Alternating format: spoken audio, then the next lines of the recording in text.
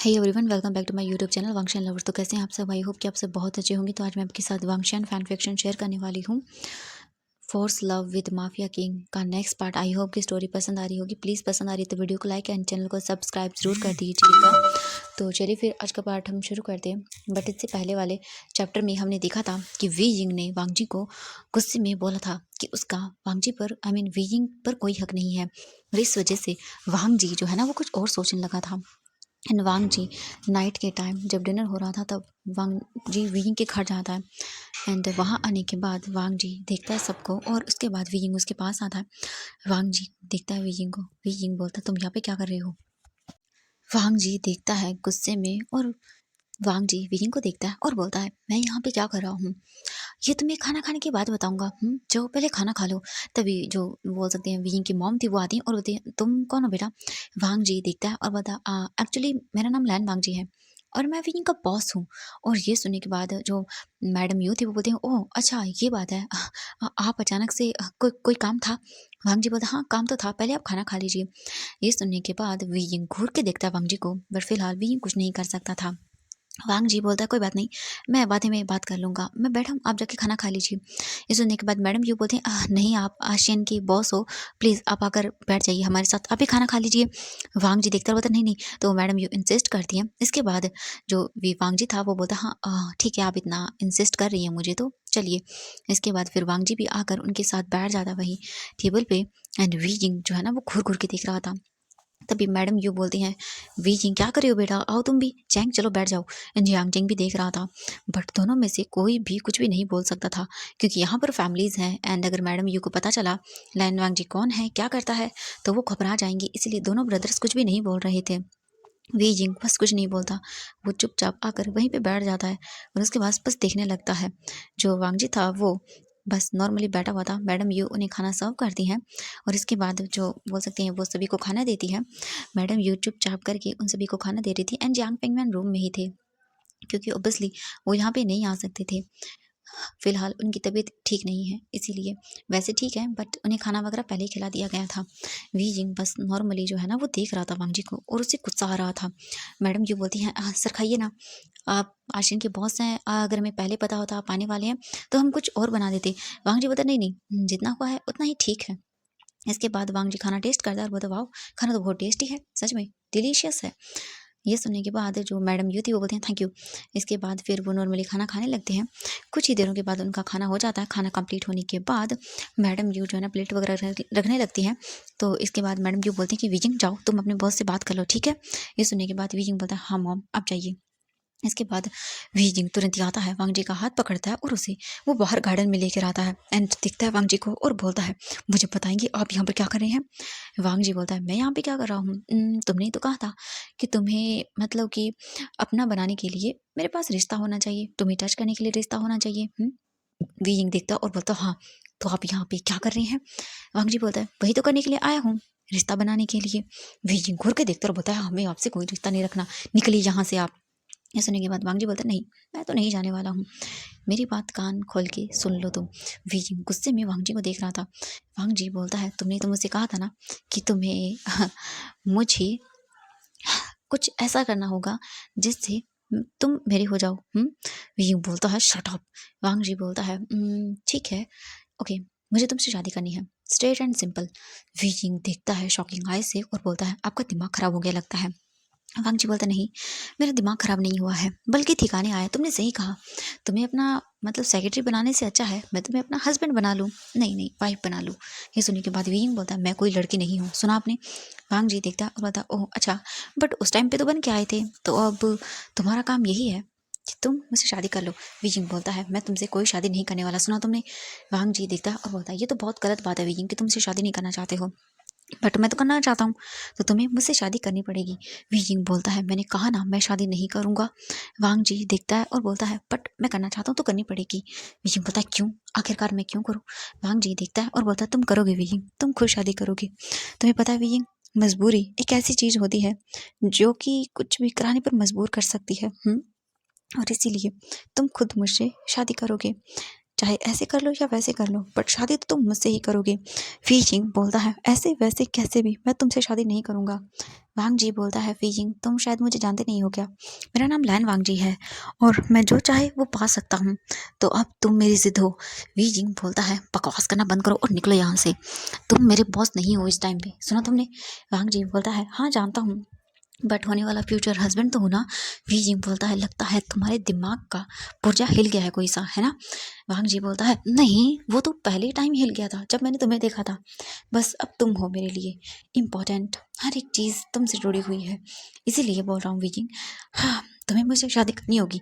Wheezing बोलता है मैं शादी नहीं करूँगा।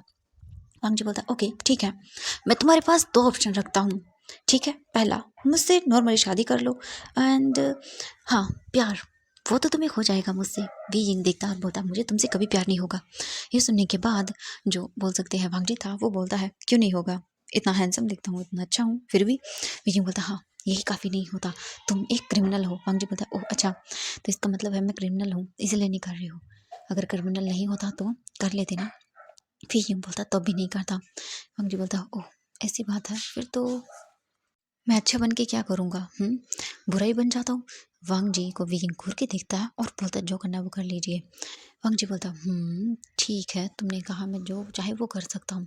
वीजिंग मुझे पता चला है कि अम, तुम्हारे डैड हॉस्पिटलाइज हैं एंड तुम्हें उनका ऑपरेशन करवाना है, बहुत ज़्यादा प्रॉब्लम है तुम्हें पैसों की। एंड ये सुनते ही वीजिंग देखता है वांग जी को घूर के और बोलता है तो आप मुझे ब्लैकमेल करना चाहते हैं। वांग जी बोलता है हाँ तुम ऐसा ही सोच सकते हो, तुम्हें ज़रूरत है पैसों की ना, तुम चाहते हो तो मैं तुम्हारे डैड का ऑपरेशन करवा सकता हूँ। वीइंग बोलता है थैंक यू, आपकी ज़रूरत नहीं है। ये सुनने के बाद वांग जी बोलता है ओह रियली वीइंग, बट मुझे तो पता चला है कि तुम्हें अमाउंट को बहुत जल्दी ही पे करना होगा। वीइंग बोलता है तो तुम सच में मुझे ब्लैकमेल करोगे इस चीज़ को लेके। वांग जी बोलता है पहले नहीं करने वाला था अगर तुम आराम से मान जाते तो, पर तुम मान ही नहीं रहे हो तो मुझे तुम्हें ब्लैकमेल करना पड़ेगा। वीइंग बोलता है मैं अपने डैड का इलाज अपने तरीके से करवा सकता हूँ। वांग जी बोलता है ये सब तो वीइंग बोलता है ओह रियली, हाँ तुम करवा सकते हो। वांग जी बोलता है ये तो, वीइंग बोलता है हाँ मैं करवा सकता हूँ। वांग जी बोलता है ओके देखता हूँ, कहीं वीइंग तुम्हें लेट ना हो जाए पैसे इकट्ठे करते करते और तुम्हारे डैड कहीं। वीइंग बोलता शट अप, अपना मुंह बंद रखो। वांग जी बोलता है ठीक है मैं तो अपना मुंह बंद रखूंगा, बट मैं तुम्हें बताने के लिए आया था वीजिंग, मैं बस तुम्हें 10 नहीं हाँ चलो कोई बात नहीं 10 दिन का आई मीन 10 दिन का टाइम दे देता हूँ, ठीक है। तब तक मुझे डिसाइड करके बता दो ओके, कि तुम मुझसे शादी करने वाले हो या नहीं। ओके तो अभी मैं चलता हूँ, बाय बाय स्वीट हार्ट। हाँ 10 दिन के बाद मिलते हैं हमारे वेडिंग रूम में। वीजिंग बोलता शट अप एंड ये बोलकर वांग जी को देखता है वीजिंग। वीजिंग जो है ना वो अपने मन में बोलता है ये इंसान, मुझे नहीं पता था मेरी मजबूरी का इस तरह से फ़ायदा उठाएगा, बट नहीं मैं अपने डैड का है जो इलाज है वो खुद करवा सकता हूँ। मेरे पास 1 मंथ है, हाँ 1 मंथ के अंदर मैं कैसे भी करके पैसे का इंतजाम कर दूंगा, हाँ कर दूंगा। जैंग जैंग हम दोनों मिलके हमारे डैड को ठीक करा लेंगे, इसकी ज़रूरत नहीं है। इसके बाद वीजिंग जो है ना वो वांग जी को देखता है जाते हुए। वांग जी वहाँ से चला जाता है अपनी कार में बैठकर, वो सीधा अपने घर आता है। हम दूसरी ओर देखते हैं वीजिंग अंदर आता है, अंदर आने के बाद जियांग जैंग तुरंत ही आता है वीजिंग के पास और बोलता है वीजिंग क्या हुआ। वो मोम बोल रही थी पता नहीं तुम्हारा बॉस अचानक से कैसे आया, मैंने उन्हें रूम में भेज दिया है, और शीजे वो भी बोल रही थी मैंने उन सभी को भेज दिया। वीजिंग बताओ कि क्या कहा उसने। वीजिंग बोलता है कुछ नहीं, एक नंबर का घटिया इंसान है, उसने कहा कि अगर मैंने उससे शादी नहीं की, मतलब कि वो मुझे धमकी दे रहा है, बोल रहा है कि मुझे पैसों की ज़रूरत है, मुझे ब्लैकमेल कर रहा है, अगर मैं उससे शादी कर लेता हूँ तो वो डैड का ऑपरेशन करवा देगा। ये सुनकर जियांग चैंग बोलता व्हाट, वो ऐसा कैसे कर सकता है, किसी की मजबूरी का फ़ायदा। वीजिंग बोलता हाँ, आखिर उम्मीद भी क्या कर सकते हैं हम उससे, एक माफिया किंग जो है। ये सुनने के बाद जियांग चैंग बोलता वीजिंग हम क्या करेंगे, वैसे हमें डैड का ऑपरेशन तो करवाना होगा, और वीजिंग पैसे कहाँ से।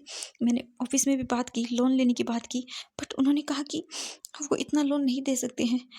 मैं मैं मेरे ऑफिस से सिर्फ ओनली 10 लाख का ही लोन ले सकता हूँ, उसके अलावा हम क्या करें विजिंग, डैड का ऑपरेशन कैसे कराएं, हम क्या करें। विजिंग बोलता है चैंग चिंता मत करो, जितना होगा हम करेंगे ओके, मेरी सेविंग्स वगैरह जो भी कितनी भी कुछ भी क्यों ना है हम कल करेंगे, ठीक है। हम पैसे इकट्ठा करना शुरू करेंगे कल, जितना भी जो कुछ है हम सब लगा देंगे। जैंग चैंग बोलता है हाँ ठीक है विजिंग। इसके बाद विजिंग और जैंग चैंग दोनों अपने रूम में आते हैं। विजिंग अपने रूम में आकर बैठ जाता है, उसके सर में दर्द हो रहा था। विजिंग अपने डैड के बारे में सोच रहा था वो क्या करे क्या ना करे, उसे फ़िलहाल कुछ भी नहीं आ रहा था। विहीं का दिमाग ख़राब हुई जा रहा था, बहुत ज़्यादा ख़राब हो रहा था उसका दिमाग। वो समझ नहीं पा रहा था। तभी विहीं का फ़ोन रिंग करता है, विहीं अपना फ़ोन देखता है और उसके बाद वो बोलता है, हाँ, वैनकिंग। विहीं तुरंत ही फ़ोन पिक करता है और बोलता है, हेलो। दूसरी ओर से वैनकिंग बोलती है, विहीं तुम ठीक हो? विहीं बोलता है, हाँ, मैं ठीक हूँ। वैनकिंग बोलती है, विहीं क्या हुआ? तुम्हारी आवाज़ कुछ लो सी है। विहीं बोलता, नहीं, कुछ नहीं हुआ। वैनकिंग बोलती, विहीं तुम मुझे दोस्त मानते हो ना? बताओ मुझे क्या हुआ है? इसके बाद वी किंग फिर वैन किंग को सब बताता है। ये सुनने के बाद वैन किंग बोलते, व्हाट? क्या क्या सच में? वी किंग बोलता, हाँ, मुझे कुछ समझ नहीं आ रहा। ऊपर से वो लैन फंक्शी मुझे मुझे धमकी दे रहा है।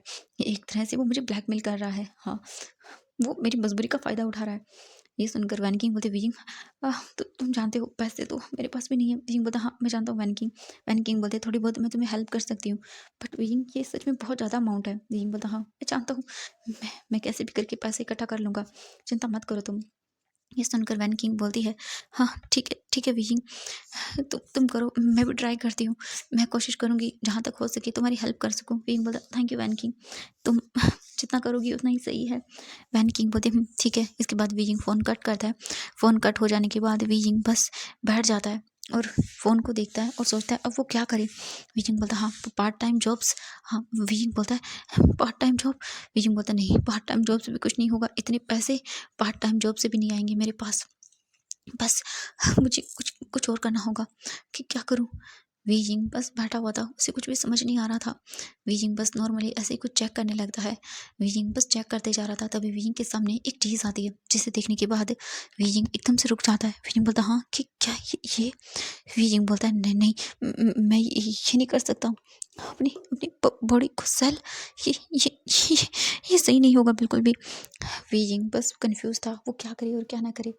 वीजिंग तुरंत ही अपना फ़ोन रख देता है और उसके बाद वो सो जाता है। बट वीजिंग को नींद आने वाली थी? बिल्कुल नहीं। कैसे नींद आ सकती है जब आपके डैड इतनी बड़ी प्रॉब्लम में हो और कोई सोल्यूशन ना हो। पैसा इंसान की सबसे बड़ी मजबूरी होता है। पैसा, कहते हैं ना, किसी इंसान के पास इतना होता है कि वो खर्च कहाँ करे उसे ये नहीं पता होता, और किसी इंसान के पास इतना कम होता है कि वो पैसा कैसे लेके आए ये डिसाइड नहीं कर पाता या सोच नहीं पाता। सच में भगवान भी ना अलग अलग परीक्षा लेते हैं कभी कभी इंसानों की। बहुत मुश्किल था हमारे विजिंग के लिए। विजिंग सोचते सोचते पता नहीं कब सो जाता है, उसे पता ही नहीं चलता। विजिंग मॉर्निंग को जल्दी से उठ जाता है, रेडी होता है और अपने ऑफिस के लिए निकल जाता है। विजिंग अपने ऑफिस आता है, ऑफिस आकर अपने रूम में जाकर बैठ जाता है और बस वो फाइलों को देखने लगता है। विजिंग का मन नहीं था कुछ भी करने का, क्योंकि फिलहाल उसके माइंड में बस उसके डैड के ऑपरेशन को लेकर जो पैसों की प्रॉब्लम थी वही आ रही थी। विजिंग इसके बाद जो काउंटर था वहाँ पे जाता है और बोलता है कि क्या मुझे यहाँ पर कुछ लोन मिल सकता है?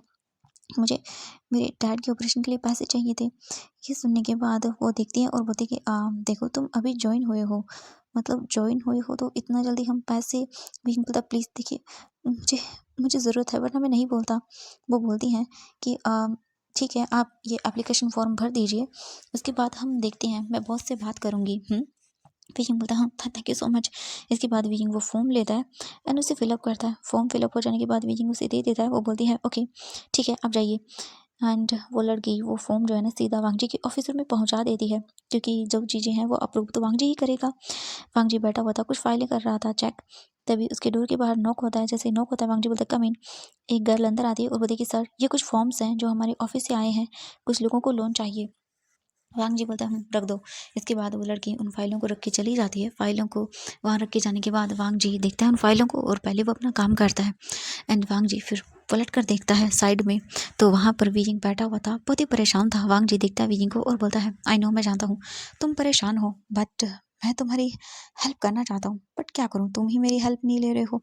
मैं तो आराम से तुम्हारी हेल्प कर रहा हूँ, तुम्हारे डैड का ऑपरेशन मैं पूरा करवा सकता हूँ, बट तुम तो मेरी हेल्प ही नहीं ले रहे हो। हाँ, क्या ही करूँ मैं। इसके बाद जो बोल सकते हैं वांगजी था वो अपना काम करने लगता है। थोड़ी ही देर के बाद जो वांगजी था वो देखता है जो फाइल थी उनको, क्योंकि वांगजी ने अपनी फाइल का काम कंप्लीट कर लिया था इसका, और अब वो उन फाइलों को देखता है। वांगजी एक एक करके हर एक जो बोल सकते हैं जिन भी लोगों ने जो लोन लेना था उनके लिए अप्लाई किया था उन सभी को देखता है। एंड इन द एंड वांगजी के पास आती है विंग की फाइल। वांगजी विंग की फाइल देखता है और बोलता है, ओह अच्छा, तुमने भी अप्लाई किया है। वांगजी देखता है सब कुछ और बोलता है, ठीक है, जितना अमाउंट तुमने बोला है लोन में चाहिए उतना तो तुम्हें नहीं मिल सकता, बट उसका हाफ ज़रूर मैं दे सकता हूँ। हाँ, मेरे एम्प्लॉय हो इसीलिए दे रहा हूँ, किसी की मतलब वजह से नहीं दे रहा हूँ। एंड वांग जी बीजिंग का लोन अप्रूव कर देता है। बीजिंग ने बस 20 लाख के लिए बोला था, क्योंकि लास्ट जो लोन था वो इतने का ही मिल सकता था उन लोगों को, तो बीजिंग ने लास्ट अमाउंट ही भर दी थी, पूरी जितनी मतलब अलाउड है उन्हें यहाँ से लोन लेना उतनी ही भर दी थी।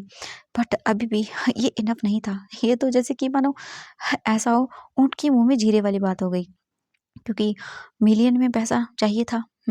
1-2 मिलियन या कहीं हो सकता है इससे भी ज़्यादा, बट फिलहाल ये तो कुछ भी नहीं था, पर जितना था उतना ही काफ़ी था।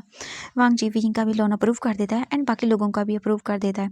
इसके बाद वो बुलाता है और ये फाइलें सबमिट करने के लिए बोल देता है वापस से, और उन सभी लोगों को भी बोल देता है भाई जिन जिनका है उन्हें दे दिया जाए लोन। वीजिंग अपने ऑफिस रूम में बैठा हुआ था और बस कुछ कर रहा था। तभी वांग जी जो है ना वो अपना फ़ोन लेता है, वीजिंग को कॉल करता है। वीजिंग जो है ना परेशान था, लैपटॉप की स्क्रीन को बस घूरे जा रहा था। तभी वीजिंग का फ़ोन रिंग करता है और वीजिंग अपनी सोच से बाहर आता है। लैपटॉप की स्क्रीन को छोड़कर वो देखता है फ़ोन को एंड पिक करता है और बोलता है हेलो हेलो सर। दूसरी ओर से वांग जी बोलता है वीजिंग come to in my room. ये सुनने के बाद वीजिंग बोलता है ओके बॉस। एंड वीजिंग चुपचाप करके वांग जी के रूम के बाहर आता है, डोर नॉक करता है। वांग जी बोलता है कम इन। वीजिंग कुछ बोलता भी नहीं है। वीजिंग तुरंत ही अंदर आता है। उसके बाद वो देखता है वांग जी को और उसके बाद वो आकर जो है ना वो बस वांग जी को देखता है और बोलता है सर मुझसे काम था। वांग जी बोलता हाँ तुमसे काम था। तुमसे ये काम था कि मेरे क्वेश्चन का आंसर क्या है। वीजिंग घूर के देखता है और बोलता है क्या मतलब है आपका। वांग जी बोलता है मतलब ये है कि जो तुम हो ना वो मुझे चाहिए। मैंने कल तुमसे शादी के लिए बोला था ना, तो क्या कर रहे हो तुम, मुझे शादी नहीं करने वाले मुझसे क्या। वीजिंग देखता है और बोलता है नहीं नहीं करने वाला तुमसे शादी में। सुना तुमने। ये सुनने के बाद वांग जी देखता है और बोलता हाउ रूड वीजिंग। वीजिंग बोलता हाँ रूड हूँ मैं, आपको कोई काम। वांग जी बोलता नहीं काम नहीं था, नहीं एक्चुअली है, यहाँ आओ। वीजिंग बोलता क्या काम है। वांग जी बोलता जो तुमने फाइल दी थी ना उसमें ये करेक्शन है। कि देखो कुछ प्रॉब्लम है, देखो देखो। वीजिंग जो है ना आइज रोल करता है एंड वो वांग जी की चेयर के पास आता है। इसके बाद वांग जी बोलता है ये देखो क्या है। वीजिंग उसे देखता है और बोलता है मुझे नहीं पता। वांग जी बोलता है तुम मेरे सेक्रेटरी हो, तुम्हें पता होगा। ठीक है अच्छे से काम करो अपना। ये देखो गलत है, यहाँ पे देखो, ये देखो तूने क्या किया। वीजिंग जो है ना वो माउस जो होता है उसे लेता है और चेक करने लगता है। उसके बाद वांग जी तुरंत ही वीजिंग को उसकी वेस्ट से पकड़ के खींचता है और वीजिंग सीधा वांग जी की गोद में आ जाता है। वांग जी जो है ना वो बोलता है माय बेबी बॉय, ऐसा मत किया करो ना तुम। वीजिंग बोलता है छोड़ो मुझे, तुम ऐसा नहीं कर सकते हो। वांग जी बोलता है मैं ऐसा कर सकता हूँ। वीजिंग बोलता है नहीं कर सकते, छोड़ो। वांग जी जो है ना वो वीजिंग के फेस को तुरंत ही अपनी ओर करता है और वीजिंग के लिप्स में बस उसे किस करने लगता है। वीजिंग को गुस्सा आ रहा था, वीजिंग दूर करता है और बोलता नहीं मुझे नहीं करना, दूर हटो मुझसे। बट बिल्कुल भी वीजिंग जो है ना वो वांग जी से अपने आप को छुड़ा ही नहीं पाता। वांग जी जब तक उसे किस करता है जब तक उसे सेटिस्फेक्शन नहीं मिलता। एंड इसके बाद वांग जी वीजिंग को छोड़ देता है। वांग जी बोलता आज का काम हो गया, अब तुम जा सकते हो ओके।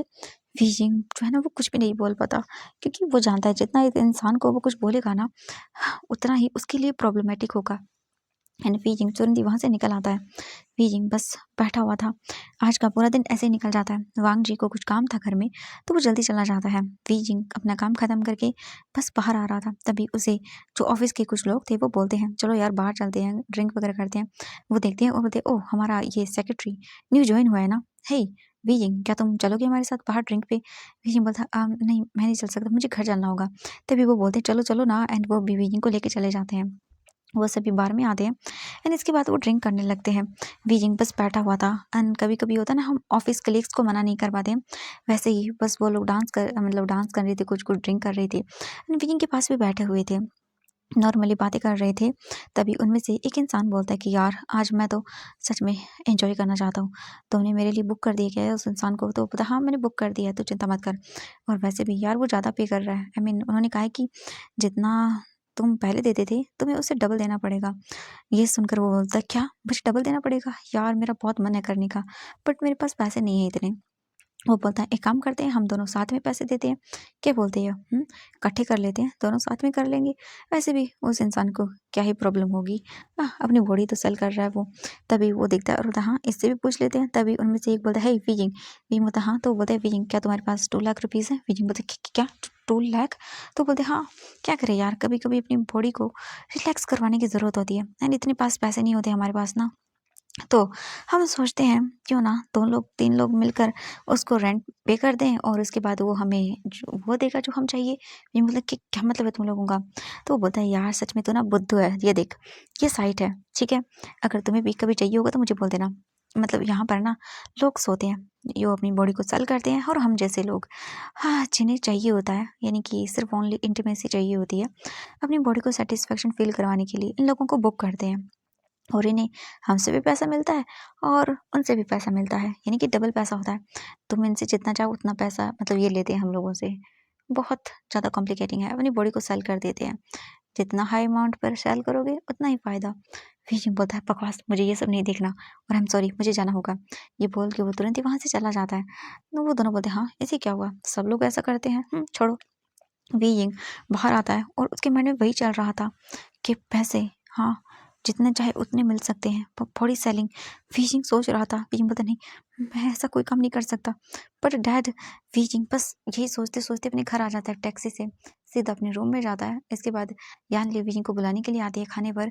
बीजिंग आता है नहीं और बैठ जाता है और बीजिंग सोचता है अब वो क्या करे। बीजिंग अपना खाना भी थोड़ा ही खाता है, उसके बाद वो अपने रूम में आ जाता है।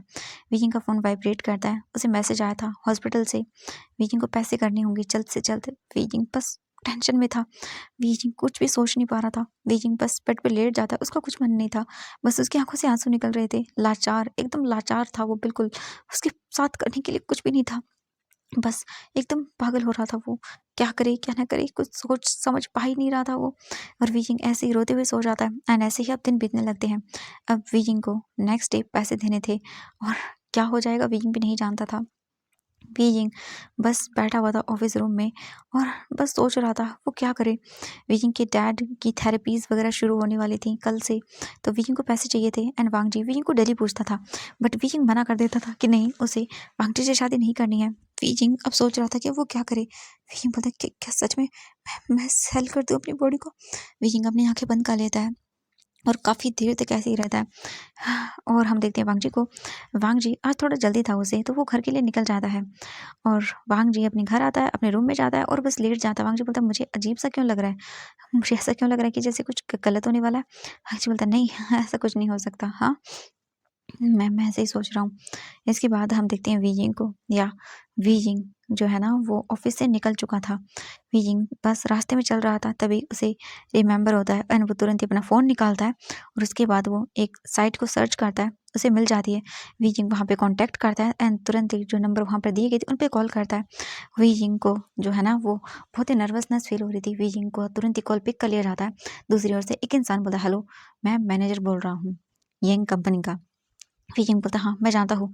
मुझे मुझे आप लोगों से मिलना है, मुझे बात करनी है, मुझे मुझे पैसे चाहिए। ये सुनने के बाद वो बोलते हैं ठीक है, सभी लोग यहाँ पैसों के लिए आते हैं। ओके, तुम्हें बताओ तुम्हें कितने पैसे चाहिए और तुम जानते हो ना यहाँ पे क्या होता है। वीकिंग बोलता हाँ, मैं जानता हूँ क्या होता है। इसके बाद जो बोल सकते वो पर्सन था बोलता है ठीक है बताओ। वीकिंग अपनी अमाउंट बताता है। वो बोलता है ओ, अमाउंट तो बहुत ज़्यादा है, बट ठीक है आ जाओ, तुम्हें मिल जाएगी, बट ये समझ लेना कि तुम अपनी लाइफ को दाँव पर लगा रहे हो। भीम बोलता है जानता हूँ, बट मुझे पैसे चाहिए, आप इतना दे सकते हो? तो वो बोलती हाँ दे सकते हैं, आ जाओ, तुम्हें एड्रेस सेंड कर दिया है मेरी कंपनी ने, आ जाओ तुरंत ही। भीम बोलता है मैं आ रहा हूँ। भीम तुरंत ही जो है ना कॉल कट करता है, एड्रेस देखता है और अपनी आंखें बंद करता है और उसके बाद वो जैंग जैंग को मैसेज करता है कि उसे कुछ काम है तो वो नहीं आ पाएगा। और वो तुरंत ही वहाँ से जो है ना वो निकल जाता है टैक्सी को लेके उसी एड्रेस पर जो वीकिंग को अभी मिला था। हम देखते हैं दूसरी और जियांग मैंशन का सीन। जियांग चैंग कुछ काम कर रहा था, तभी जो जियांग यानली थी वो भागते हुए जियांग चैंग के रूम में आती है और बोलते हैं आचेंग आचेंग डैड, उनकी तबीयत खराब हो गई अचानक से, पता नहीं उन्हें क्या हो गया डैड, हमें कुछ समझ नहीं आ रहा। ये सुनने के बाद जो जियांग चैंग था वो बोलता व्हाट, वो तुरंत ही भाग कर रूम में आता है और उसके बाद वो देखता है डैड को। जियांग चैंग की जो डैड थे वो बहुत ही अलग तरह से बिहेव कर रहे थे, पता नहीं उनकी बॉडी में अचानक से अटैक आ रहा था एंड वो अचानक से बेहोश हो जाते हैं।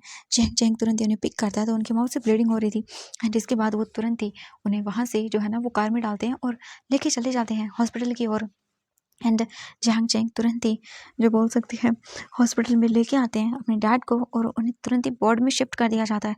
वो बोलते हैं व्हाट, ही अचानक से इनकी थेरेपी तो शुरू थी ना। तो वो बोलते हैं हाँ, पर पता नहीं अचानक से डैड को दर्द होने लगा। इसके तुरंत ही बाद जो बोल सकते हैं उन्हें ऑपरेशन थिएटर में ले जाया जाता है। लगभग आधे घंटे के बाद डॉक्टर बाहर आते हैं एंड जियांग चेंग बार बार वियिंग को कॉल कर रहा था बट वियिंग का फ़ोन स्विच ऑफ, बार बार स्विच ऑफ हो रहा था। तभी डॉक्टर बाहर आता है और बोलता है देखिए, हमें उन्हें इमरजेंसी में शिफ्ट कर दिया हमने उन्हें, और हमें उनका तुरंत ही ऑपरेशन करना होगा। प्लीज़ आप ये अमाउंट यहाँ पे जमा करा दीजिए, 20 लाख रुपए। वीइंग यहाँ पे नहीं था तो जियांग चेंग की तो सांसें अटक जाती है। वो बोलता है इतने पैसे। जियांग चेंग बोलता है प्लीज़ जाइए जल्दी से, आई मीन जो डॉक्टर था वो बोलता है जाइए जल्दी प्लीज़ जमा करा दीजिए। जियांग चेंग घुटनों के बल बैठ जाता है। जियांग यान ली वो कैसे संभाले, वीइंग को बार बार कॉल कर रहा है, वीइंग का फ़ोन नहीं लग रहा। वो क्या करे, जियांग चेंग पागल हो रहा था, उसे कुछ समझ नहीं आ रहा था। जियांग चेंग बस रोए जा रहा था, बहुत बुरी तरह से रोए जा रहा था। वो वहाँ से उठता है और तुरंत ही बस भागना शुरू करता है। यान ली भी देख रही थी, वो क्या करे, उन्हें कुछ समझ ही नहीं आ रहा था। जियांग चेंग तुरंत ही भागकर हॉस्पिटल से बाहर आता है और बस एक जगह खड़ा हो जाता है और बहुत जोर से चिल्लाता है और बोलता है क्या करूँ डैड, नहीं नहीं नहीं, डैड डैड की हालत ख़राब है, क्या करूँ। वो अपना फ़ोन देखता है, तुरंत ही उसे रिमेंबर होता है। वो बोलता है हाँ, मुझे करना होगा, मुझे ये करना ही होगा। जियांग चेंग तुरंत ही फ़ोन निकालता है और एक कॉल करता है दूसरी ओर से। एक इंसान बोलता है हाँ बोलो, क्या हुआ। एंड वो बहुत ही बुरी तरह से रोते हुए बोलता है प्लीज़ प्लीज़ हेल्प मी, तुम जो चाहे वो मैं कर दूंगा, प्लीज़ हेल्प मी, मेरे डैड। ये सुनने के बाद वो बोलते हैं व्हाट, क्या हुआ, मैं अभी आ रहा हूँ, मुझे बताओ तुम कहाँ पर हो। तो वो बोलता है हॉस्पिटल में हूँ, प्लीज़ प्लीज़ आ जाओ, मैं तुम्हें एड्रेस बता रहा हूँ। इसके बाद जियांग चेंग एड्रेस बताता है। तुरंत ही जो फ़ोन था वो कट कर देता है और रोता है बहुत बुरी तरह से। दूसरी ओर हम देखते हैं, हाँ, वो लैंस सेजन थे। लैंस सेजन तुरंत ही अपना फ़ोन रखते हैं और बोलते हैं व्हाट, मुझे जाना होगा। वो तुरंत ही जाने लगते हैं। तभी हम देखते हैं वांग जी को। वांग जी भी जो है ना वो अपने रूम से बाहर निकल रहा था एंड वो देखता है कि लैंस सेजन हड़बड़ी में भाग रहे थे। वांग जी बोलते गगा क्या हुआ, आप कहाँ जा रहे हो। लैंस सेजन देखते हैं और बोलते वांग जी वो हॉस्पिटल जाना होगा मुझे। वो जियांग चेंग बहुत बुरी तरह से रो रहा था, उसके डैड की हालत बहुत ख़राब हो गई है और विंग का फ़ोन नहीं लग रहा, मुझे कुछ समझ नहीं आ रहा, मुझे जियांग चेंग ने बताया। ये सुनने के बाद वांग जी बोलते व्हाट, मैं चलता हूँ गगा आपके साथ। लैंस सेजन बोलते हाँ ठीक है। एंड इसके बाद दोनों लैंस ब्रदर निकल जाते हैं हॉस्पिटल की ओर। वहीं हम देखते हैं वीइंग को। वीइंग बस एक जगह के सामने खड़ा हुआ था और वीइंग ने अपना फ़ोन स्विच ऑफ कर दिया था। वीइंग बोलता है मुझे पैसे चाहिए, चाहे मुझे अपने आप को सेल क्यों ना करना पड़ जाए, नहीं मैं करूँगा, हाँ। और वीइंग बस वहाँ पे खड़ा हो जाता है एंड इसके बाद वो एक कॉल करता है। तुरंत ही डोर ओपन होता है और वो बोलता है ओह तो तुम हो। वीइंग ने अपना फेस वगैरह कवर कर लिया था। वीइंग बोलता है मुझे अंदर आना है। ये सुनने के बाद वो बोलते हैं आओ।